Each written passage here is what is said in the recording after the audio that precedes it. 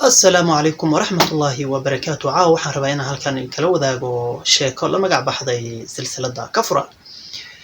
sheekadu waxay ku bilaabatay barnaamij la yiraahdo beentaada weliga rumaysan.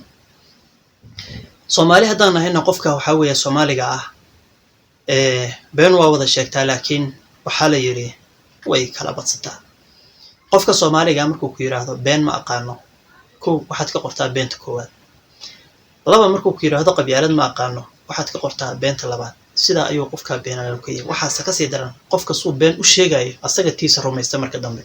waxa jiray wadaad beentiisii rumaystay hadda ka hor. rag afar oo dhalinyaro ah ayaa magaalada ay joogeen Busaarad ku qabatay. raggii waxay maaragtaa door bideen inay nin wadaad ah helaan. deetana ay sameeyaan dadka ay ku baraarujiyaan in uu jiro wadaad jinka daawo oo dadka ka saara jinka iyo isha iyo waxyaabahaas oo kale. wadaadkiina waxay u sheegeen in uu xaarka dameeraha iyo wax walba oo qurmoon inuu dadka ku uumiyo mustaxoog badanna waa la soo gatay oo 40 ay kiisaha qabtaan si uu qofka u baxsanin. deetana qofkii markii la keeno xanuunsanaaba bustaha unbaa hoosta laga geliyaa waxa xaqiiqo urka badan unbaa lagu shidaa. deetana waxa dhacayso in qofkii uu wixii intuu adkeysan waayay uu yiraahdo waa ka baxnay. hawshii adigu dhowr bilood bay sidii u shaqaysay. deetana ninkii wadaadka wuxuu aaminay in uu dadka si toos ah waxaan uga saaro. awalba been baa meesha lagu shirkoobay beentii ayuu rumaystay. maalinkii dambe ayaa waxa loo keenay nin aad iyo aad u xoog badan misana waalan oo waaliqa ah.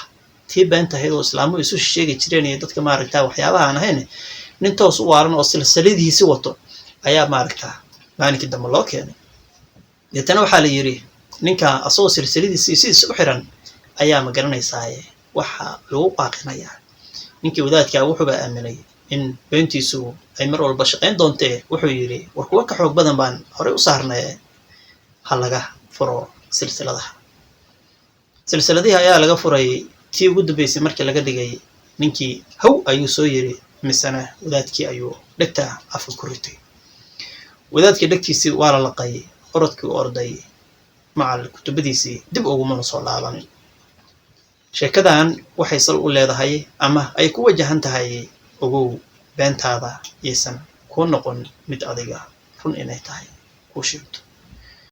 intaa kadib walaalaha qofkii ku cusub page-kan ama channel-kan hadba sidii aad adigu u fahamsan tahay walaalaha kala gaarsii adiguna subscribe-ta iyo like-ta ka ilaawin. fikradeenuna waa muhiim. fadlan ku soo qora commentiga si aan adinkuna idin la wadaago. wabillahi tawfiiq. wassalaamu calaykum waraxmatullaahi wabarakaatuh.